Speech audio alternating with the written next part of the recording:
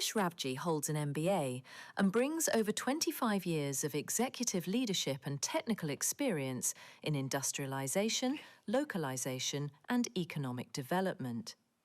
His work has consistently focused on advancing both large and small enterprises linked to original equipment manufacturers, OEMs, with a particular emphasis on driving inclusive growth across the manufacturing, rail, mining, marine, and power sectors. He currently serves as the Programme Manager for RISP and Operations Manager of TLIU, hosted by the CSIR on behalf of the Department of Science, Technology and Innovation. In these roles, Jayesh leads national initiatives aimed at strengthening regional innovation ecosystems and enhancing industrial and technological capabilities.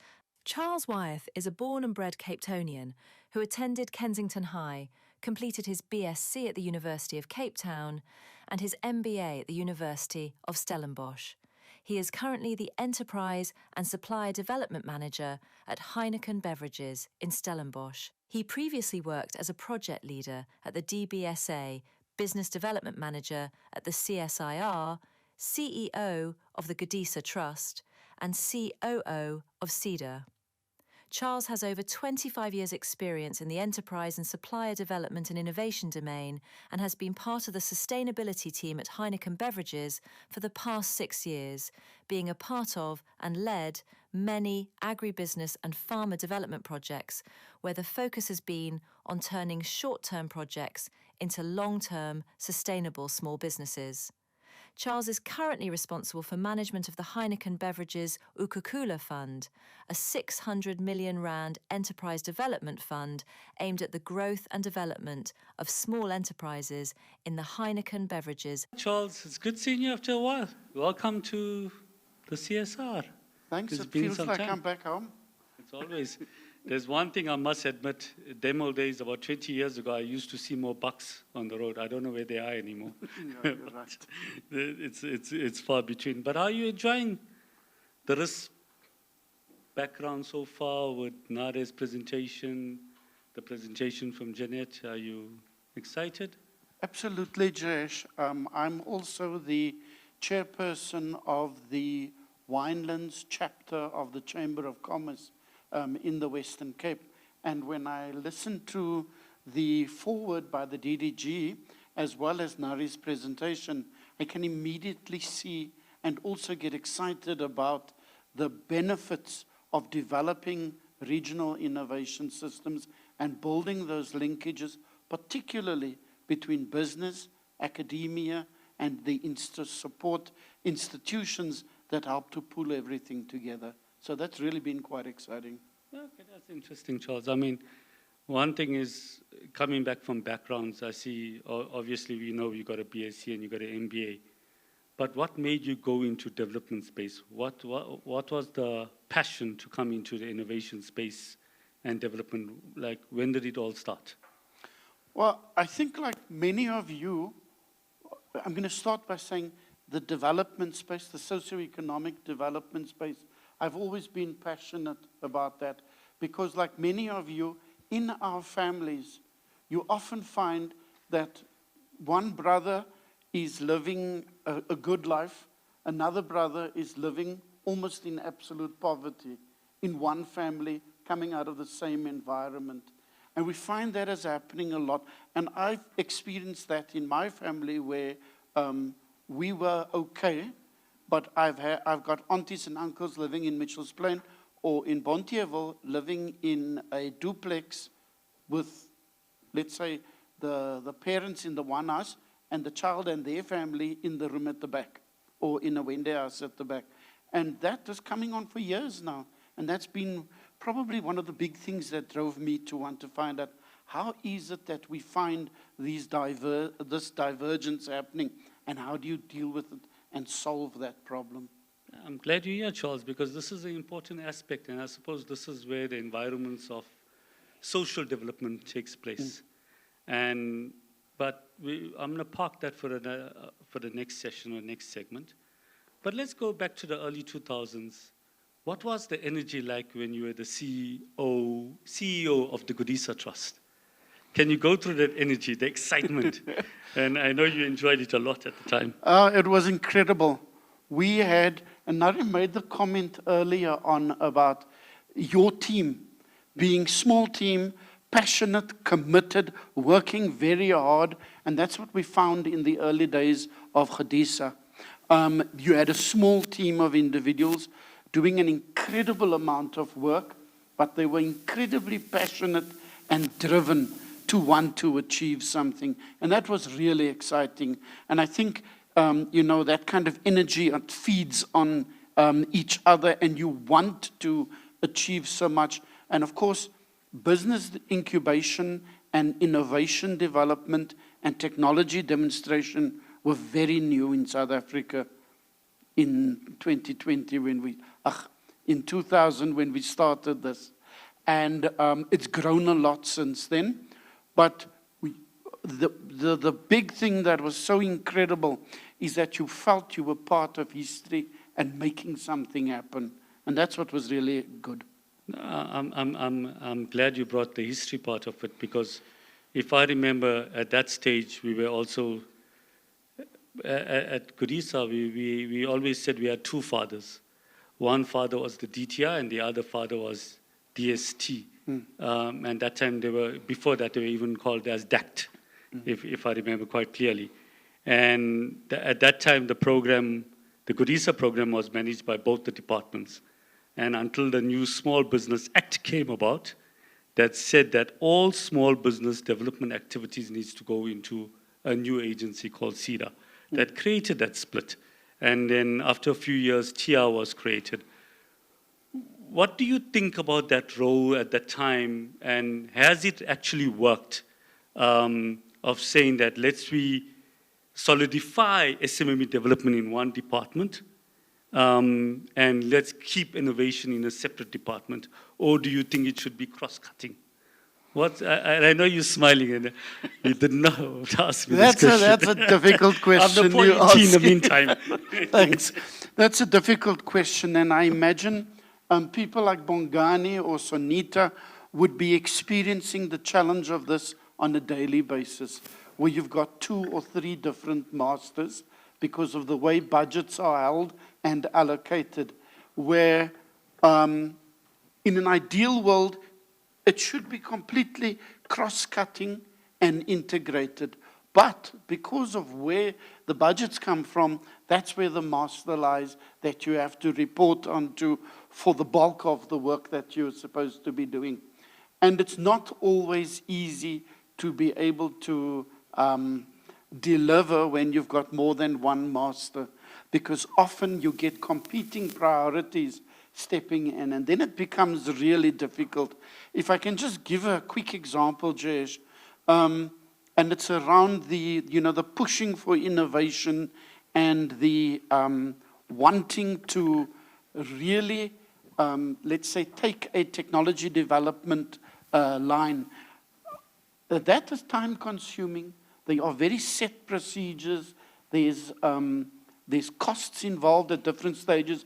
And then you get the short-term pressures of having to deliver small businesses that are growing and that have technologies remarkably, or expected to have technologies that are delivering, let's say, the goods of growth and development in the short term. And that's not always possible to get that kind of balance right. So, yes, to answer your question, I know I've been a bit long-winded about it.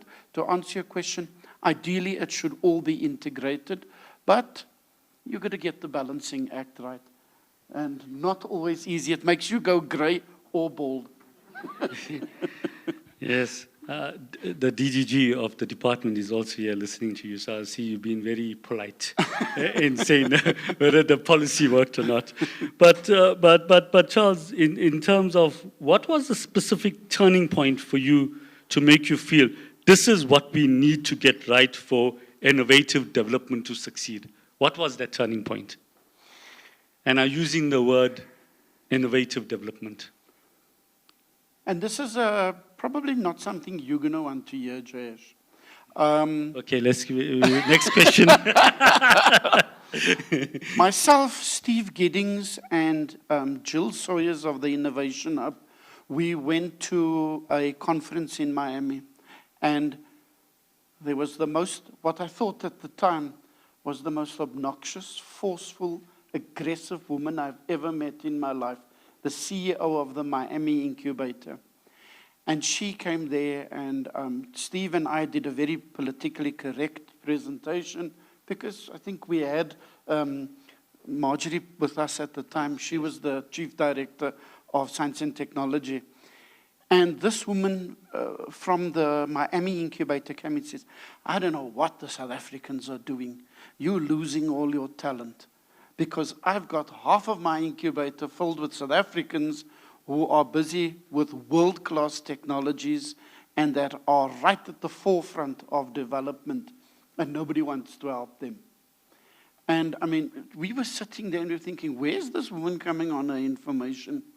Because we had a whole lot of incubators that had sectors focus, and we had a whole lot of businesses that were being supported to develop. The reality was that the businesses that she had was a whole lot of UCT-type graduates, mainly white guys, who were way in front in terms of where their focus was with IT development at the time. And this was in about 2004 or 2005.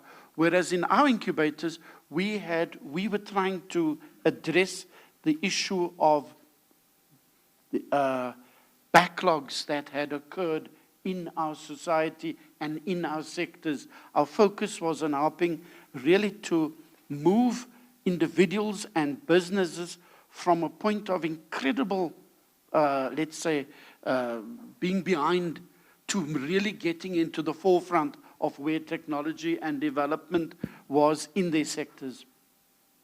And this kind of difference in focus really made me realize, you know what? The South African incubators at the time were very much focused on addressing the damages of, let's call it apartheid kind of education. And the private incubators, or these individuals that were addressing them, were really dealing with another level.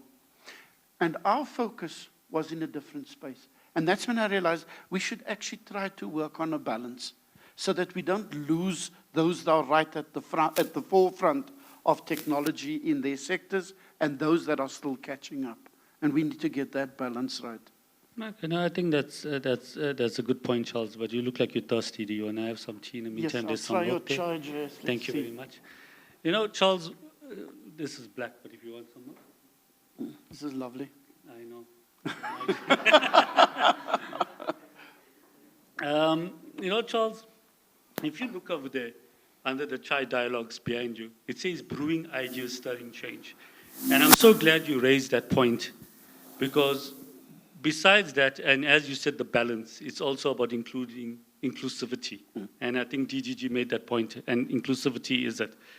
One of the turning points for me was not too long ago in the 2000s, it was about 2006, we were the first people in South Africa to create a construction incubator, but using innovative technology.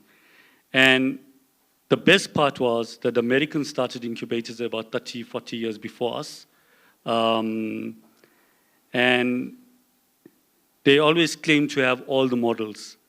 But the turning point for me, and what we knew we were doing right at the time, was the fact that they were referring other countries to us to learn how you do inclusive development, but using the construction incubator.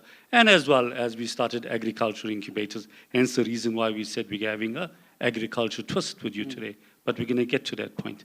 But I think that point is that inclusivity doesn't mean that you're losing. It's also an opportunity to leapfrog.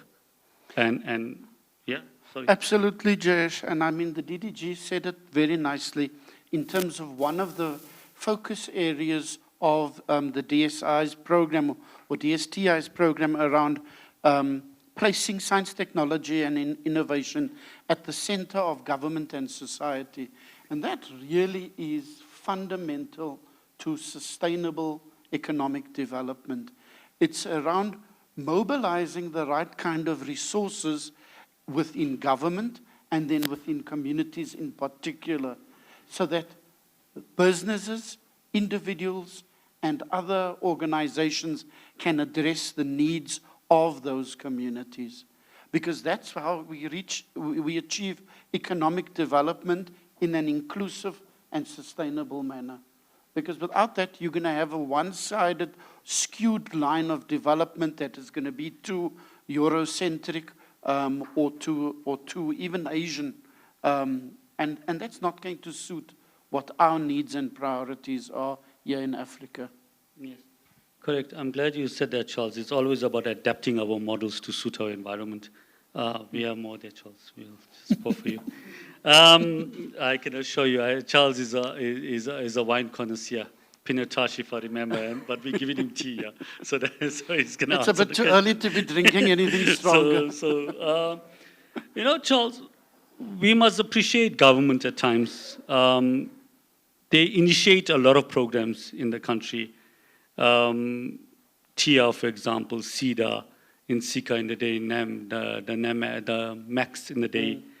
Even Red Door in Cape Town was a very long, old story. And government initiates a lot of good programs. But at the time, now corruption is like almost like a buzzword, if one wants to put it that way. But then in the 2000s, it wasn't actually a buzzword, or there wasn't any visible corruption that impacted negatively on service delivery, if one wants to put it that way. But even then, programs like Gudisa, even the BRICS, the bio-regional something centers, they fail to attract private sector funding from listed companies or big private companies supporting them. And now all of a sudden, with smaller private players, it seems like they want to put monies with the private players, but the government set it up. No one was willing to come in there. Why do you think that was the case? That's a difficult one, and there's a polite answer, and there's probably a more real answer. Let's start with a polite answer. It was all new still, and it was the first time the public sector and government were really starting to engage in a space itself that was quite new. The whole innovation and business development, where a government program such as Gudisa and even the one that DSI did at the time, DST did at the time, around the biological innovation centers, it was still very new, and I suppose there was a high level of mistrust between government and the private sector.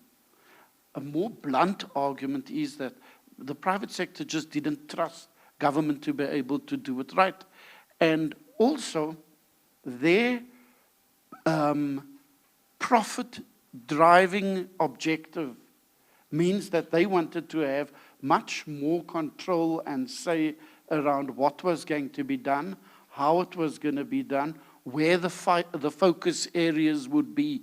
And because of that, they probably said, let's do it ourselves. We find the right team of young people to run the program for us, and then let's resource them to go along and do it. And that's probably why you found, after that initial period, such a large number of innovation support structures and business incubators being established. Because you remember, Jayesh, when we started with 8 business incubators. It grew to 24. And then when Minister Davies came, he upscaled it to a large extent. It came down. And then suddenly, the private sector came along with loads and loads of highly focused business incubators and innovation or technology commercialization centers. So I think now is probably a time where you're going to find a greater willingness to want to cooperate between those two sets of stakeholders, because they've gone through their teething problems, meaning the public sector and the private sector. But of course, the challenge is still going to be getting the balance of focus right. Because we cannot neglect the need to promote inclusive innovation and inclusive development. That is a South African priority. And industry and business doesn't always see it that way. Okay. I think I'm glad you mentioned that, Charles. I mean, considering that you worked in the public sector and now you're in the private sector, whereas I came from the private sector and went into the public sector, and that's when we were at loggerheads most of the time, but for good reasons. I'm glad Bongani is here now, because now that you're from the private sector, he can lobby you for some funding for some of the initiatives that we do in hosted programs, Mr. Mamelas, don't forget. Now there's an element of trust we're building here and collaboration. We must always remember that.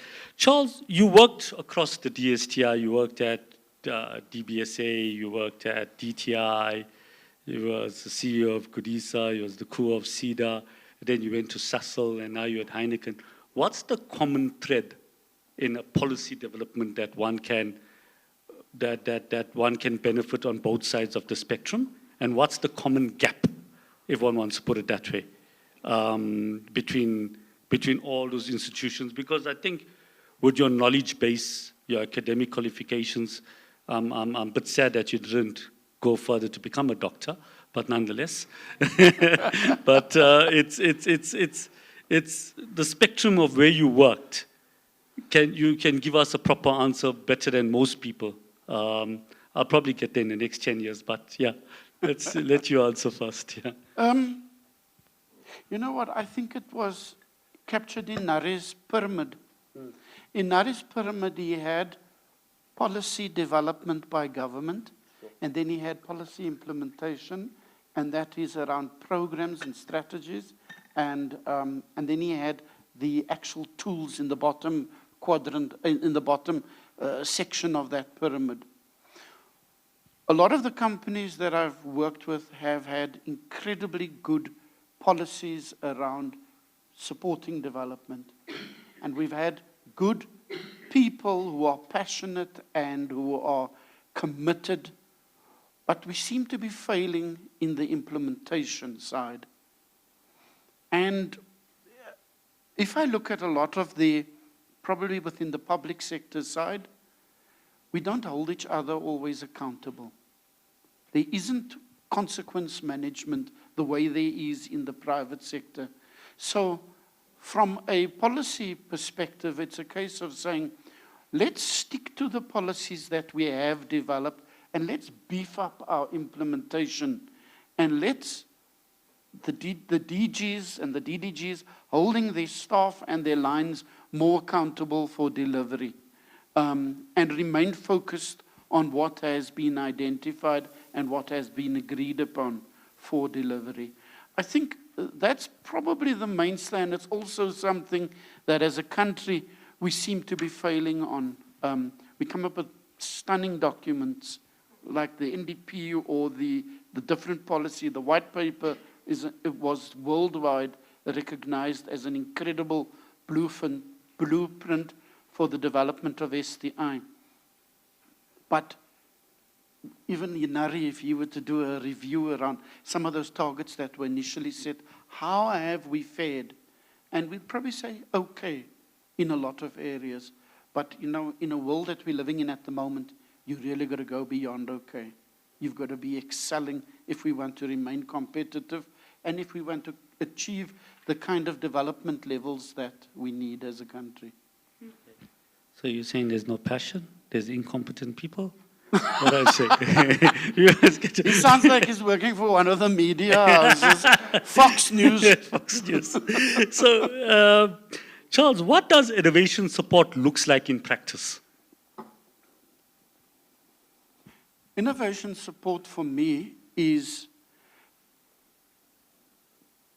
and it's a difficult one, Jayesh, but it shouldn't be.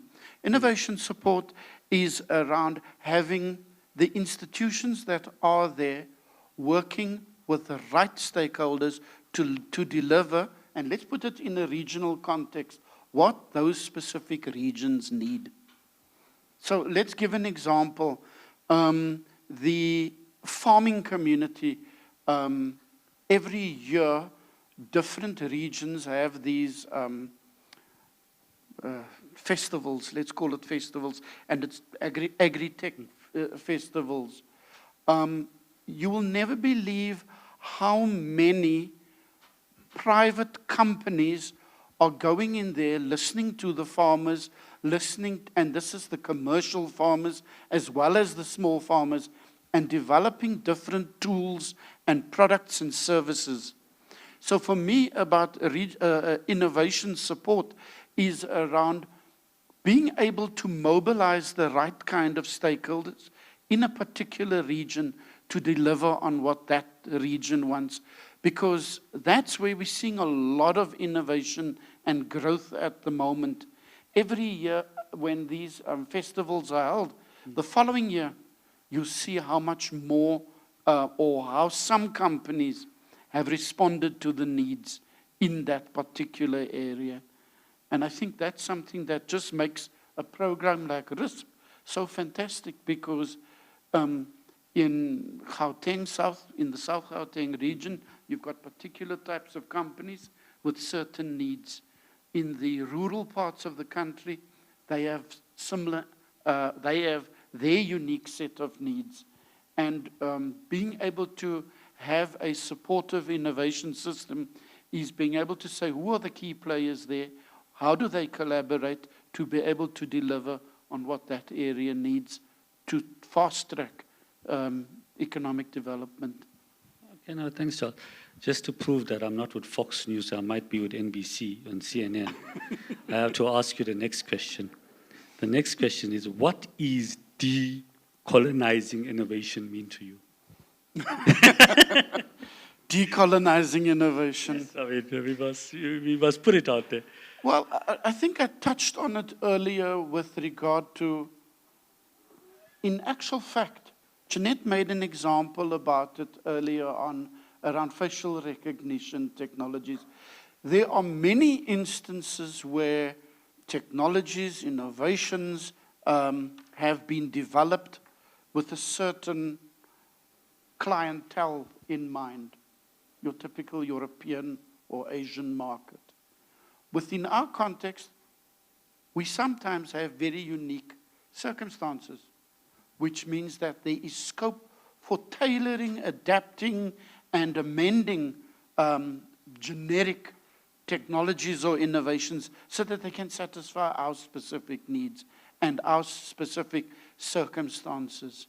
And that's what we have to explore. It's not just taking what exists, but also looking around and seeing how do we develop our own competencies and capacities within our country and within our regions to address the specific needs of that particular area.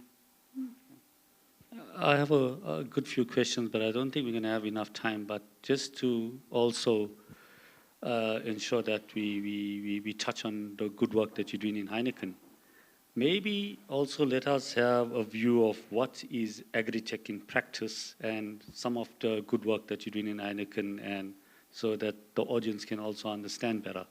I think since we taking some of Heineken's time, we give some Heineken an opportunity. Yeah. No, thanks, Jayesh. I'm going to give you two examples here.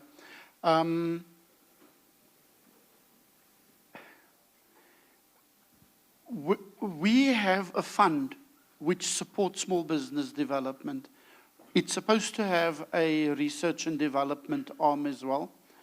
And what we're finding is that a lot of the researchers, even our own internal researchers, are coming to us with proposals, both in the agri sector, but also outside of that. And the question we ask is, tell me, how's this either going to increase our profits or reduce our costs? And the researchers come, and then they start thinking, well, we could do this or we could do that. With the result, after 3 years, we've not allocated R1 to R&D. Now we get a different example. We've got a guy called Sanele Gaka, and he is a master of GIS and information management. They created an app or a software package, let's call it, that allows us to look at any township. We can look at where all the taverns are, what we're selling in particular different taverns, and we can then say, okay, if we overlay that with where the shebeens are, we can now say, where do we go and fast-track licensing of shebeens? Because remember, as a big company, we can only work with licensed outlets. And immediately, this software that he developed is now, it's bought, he didn't even, we're allowed to use it. South African Breweries is allowed to use it, and Diageo is allowed to use it. One example, even in the agriculture space, there it's around saying, how do we support companies that can use technology that can immediately fly over any of our vineyards, and we can get an immediate status on the quality of the grapes, the size of the grapes, the assumed readiness for harvesting, and so on. So it's really about using technology in the right way, but somebody has been saying what our need is and then coming and delivering that to us. And that's been the important component of what makes a successful product and not. And we're happy because we know now we're going to be selling more, or we would know that thanks to this we can manage our vineyards better. And that's, I suppose, the difference between successful innovations and just having technology available. I think it's an important point, Charles. I mean, it's not something that's new or novel, but it's the way you package it to make it work for you. I think, Mr. Mamela, we're going to apply for one of those liquor licenses. One of the shebeens, we'll map it out. But I think it's also how we can cross-cut that into other sectors, because I think in South Africa we always talk about the fact that, for example, we don't have a good involvement of South Africans in spaza shops, for example. I'm just using it. Surely we could tailor-make that package or that program to see how best we can actually sell in particular areas using the alcohol, route model, if one wants to put it that way. I mean, we mustn't forget, I mean, as much as we talk about alcohol and the negativities around it, but at the time there's good lessons learned about it, because I think in our first election in 1994, we used the South African breweries' trucks to actually deliver ballot papers in far-out areas. So it's using the existing networks, and how do you actually amplify it? So it's about that. But Charles, in a sense, but let's talk about people. You mentioned people a lot earlier in the conversation. You mentored a lot of people, you led teams. What does it take for us as South Africa to get the next generation of Charles Wyeths out there to do good work on the ground? I suppose it's about having the right development culture or ecosystem in place, having leaders who support the development of staff in their departments. And I mean, I've been incredibly fortunate that quite a few of the directors that I've reported to in my career have been phenomenally, let's say, pro-personal development, and to give individuals scope to develop and grow. So that's an important item for me, Jayesh. I mean, if I just give you a quick example, when I worked at Sasol, we were building an industrial park. And at one stage, there were huge changes that came in Sasol. And myself, there was quite a lot of us, we were all retrenched. The entire management team of the once department was let go. And one of the guys that was with us was a security guard and a specialist in security. And he had a team at the time of 20 guys, Moses Netshisaulu. He then Okay, he took his package and he formed a company called Ndaka, a security services. And with the right kind of support, because he was in the Chem City environment and he had the right kind of, let's say, business development and technology support. And at that stage, drones was just being introduced. And he then came and he said, you must tell me all about this drone stuff here. How can I use it? And he used that in one of his presentations. He eventually started a small company in Dhaka. Today, Moses, thanks to his drone technology, runs a 100 million rand turnover business. He is the contractor to Cecil at the moment. And I mean, if you ever meet Moses, he's a normal guy. There's no airs and graces about him. So it's really about finding individuals that are willing to learn and grow, and then providing them with the right support.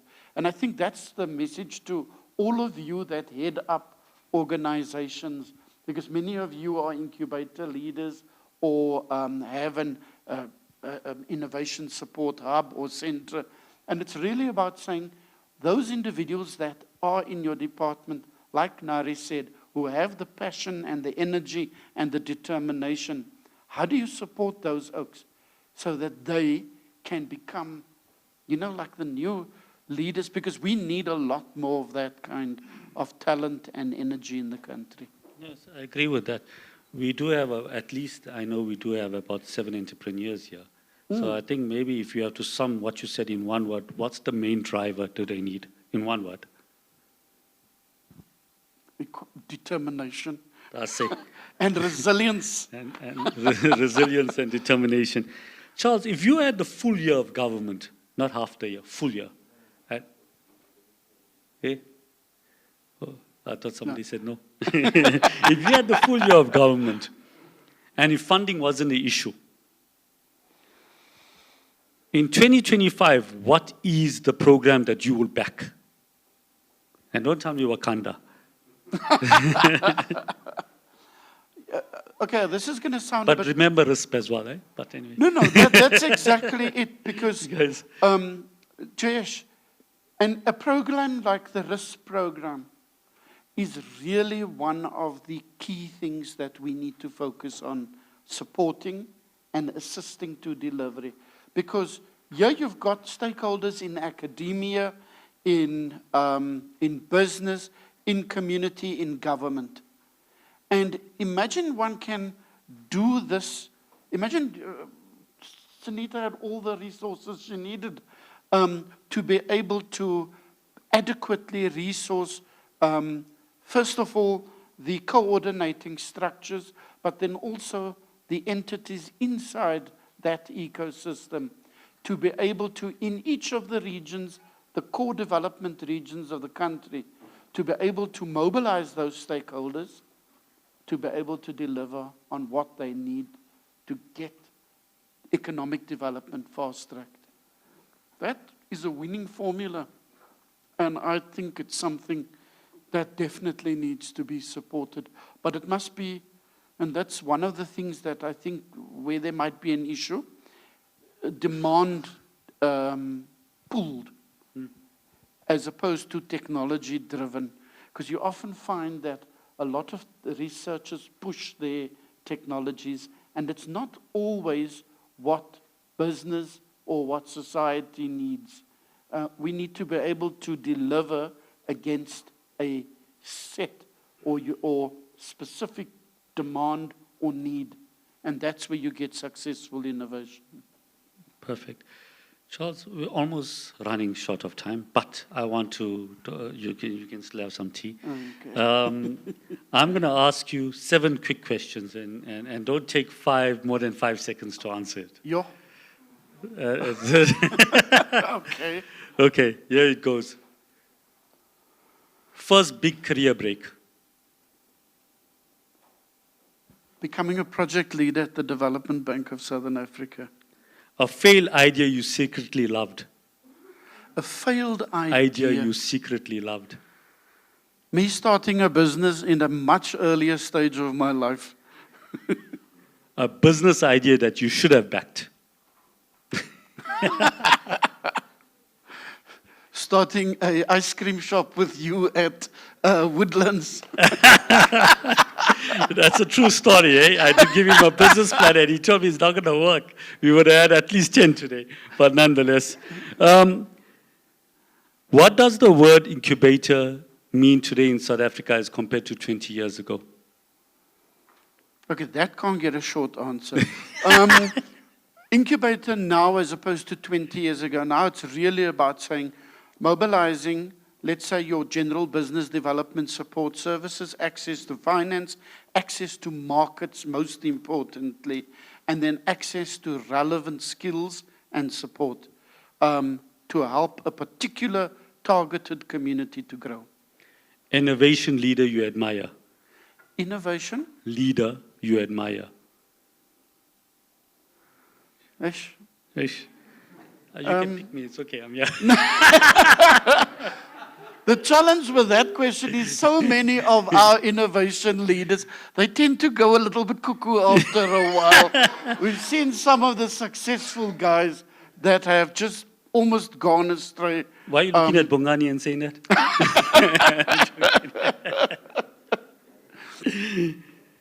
Okay, we'll pass that, Yeah, right? let's pass that one for Innovation buzzword that needs to go.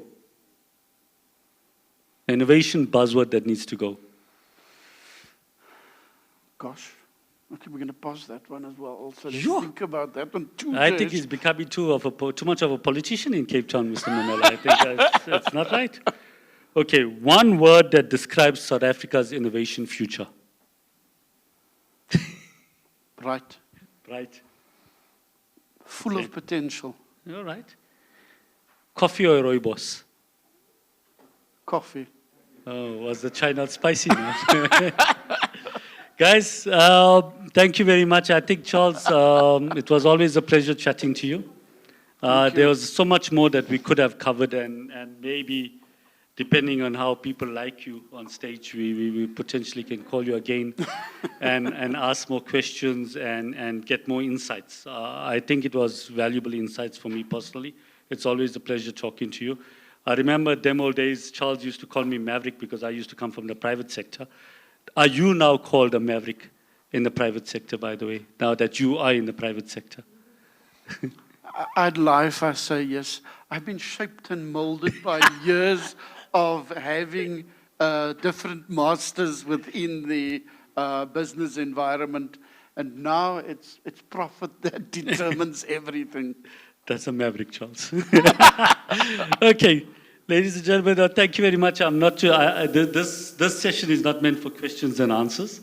I think Charles and I are a bit, we're going to have a break outside, but you're more than welcome to chat to us at any time after the session. Mr. Memela, sorry, unfortunately I'm chairing the session, so you have to just adhere. It'll have to be a one-on-one. Yeah, you have to write a memo to us. The DGG is here, you can write a memo. Thank you for good presentations. Mine is not a question, but more of an appreciation for the two gentlemen, Jayesh and Charles. I met the two gentlemen 19 years ago. They interviewed me for a project officer position at CEDA 19 years ago. And here I am today, the CEO of Gibela Business Incubator, because of all their support, the teachings, and I could say, I am what I am today because of these two gentlemen. Thank you. But I think in all of that, Charles, maybe we should also tell Mr. Mamela, since he's giving us an additional 5 minutes, about the beautiful story of us helping a young lady in Nelspruit to buy to actually buy a proper house, not a stay in an RDP house, from selling only flowers, but using a flower incubator, and also sending 3 of her children to university. Now, maybe touch on that and as the balancing act that we actually had to do and why that was important. I think, thanks Jayesh, And that's a very good example there in terms of where do we let our focus lie as South Africa. And in the example that Jayesh just quoted now, they were saying within that particular region of Mpumalanga, flowers grow beautifully, you've got the right kind of climate, you've got the right kind of market in place, and through Tambali, we were able to support initially a group of about 25 women to establish viable, sustainable, and very profitable businesses by mobilizing all the right kind of people around. Those businesses grew, 25 of them, one of whom was able at the end of the day to not only buy her own house, but also to send her 3 children to university. Now, this is part of this very difficult balancing act. How much money did that require versus how much does some other dude require to commercialize his particular technology? We need to do that kind of exercise all the time. And that's going to be one of the South African realities. And we need to be sincere when we get into that debate around where do we want our focus to lie. So I think that's, Jayesh, I think perfect example there of really broad-based development helping a group of individuals relative to. And I think, Sunita, you're probably going to find yourself in this space a lot where at any one of the incubation hubs or the innovation hubs or one of the research institutions, you're going to find a particular program which could benefit just a few individuals, costing millions of rand, but with huge potential, versus another program where it's a lot of more people involved. And it unfortunately puts incredible pressure on people like you and Bongani and the DDG at the end of the day to say, where do I let those resources go? Because it's uncertainty and there's risk involved. But we have to make a decision. And let's say, what's our policy, our top line policy? If we're going for inclusive development, that's where we go. And we focus and we make sure we try to achieve that at the end of the day. Yeah. Thank you, everyone, for your attentiveness. And thanks for the team. Yeah, no, you can have another cup. Good job.